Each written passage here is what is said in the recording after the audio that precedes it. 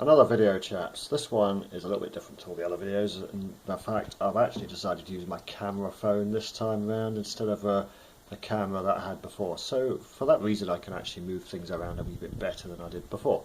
So I'll show you what I'm going to do on this video. This is all about Zaxxon. I've had these boards, as you can see down here, for near on 25 plus years. The good thing about this camera is it actually focuses better as well, so it makes it a wee bit easier for me to do things. So as you can see, that's a Zaxxon board set. There's two there, the one underneath. These are original Sega ones, and they're all rigged up with a power supply, etc. And they're running. Now, when I first powered these boards up, I did have a problem with the clock. I won't go into all the details, but basically what I had to do is change two transistors and a buffer chip for the clock driver, and it was a bit peculiar because unfortunately this board requires 0.03 amps on the -5 volt line, and if you don't have the -5, exactly -5, you don't get any clock signal, so the board was dead. But anyway, I've got around all that now, and the board is powered up, as you can hear with the fan in the background.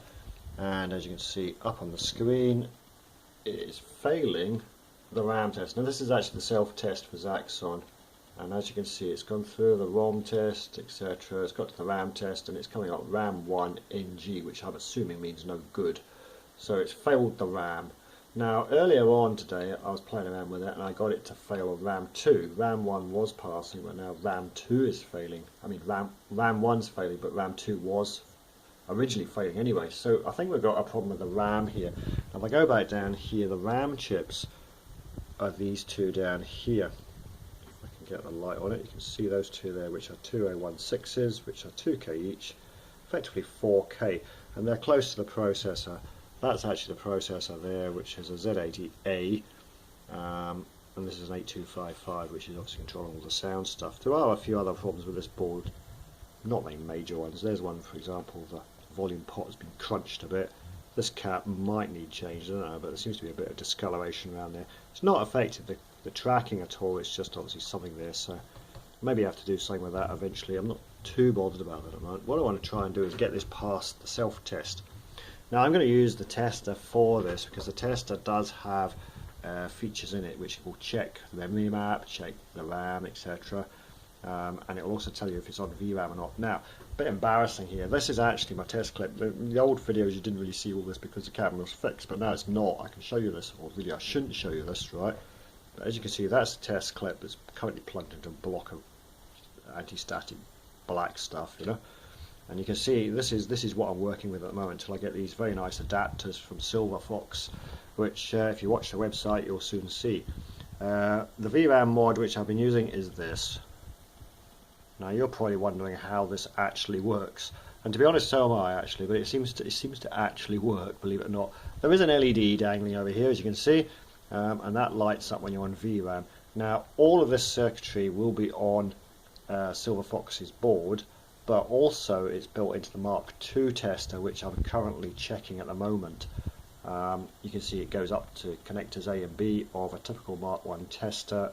Forget the fact it's set to address 6000F. Obviously I've been playing around it before the video, and that screen displays what's on the actual Zaxxon board at the moment, which I'm going to go off that soon anyway and go onto the tester. But you can see that is a setup that I've actually got, which to be honest I've been hiding all these videos, but this one you've obviously got a glimpse of what I've been using, which is not very good, but it does work. So if it works like that, you know, it's going to work even better on a PCB, you know. So what we're going to do is I'm going to stop this video and start another one, and if I get things right I might be able to have all this continuing on from one to the other, so we won't end up with disjointed videos like before. One benefit of a smartphone, I guess. So I'm going to take this out, the Z80A, and I'm going to plug this in, which is my Z80 clip, effectively test pod, and then once I've got it plugged in, we'll then go onto the tester and interrogate the board a little bit and try and find out what's happening with these RAMs. They're not, I don't think these RAMs are video RAM because it's right next to the processor, so I think they're probably just normal RAM areas, so it's failing them, so we're going to see if we can find out why it's failing them and try and fix them. The VRAM must be somewhere else on the board, and to be honest I'm not too bothered about that because we are getting video signals, as you see, an actual picture, so it's not too bad. But this, I suppose this is the first time in about 25 years these boards have actually come to life, so we're getting somewhere already. So I'm going to stop this and then I'm going to continue very soon with the tester hooked up and we'll carry on.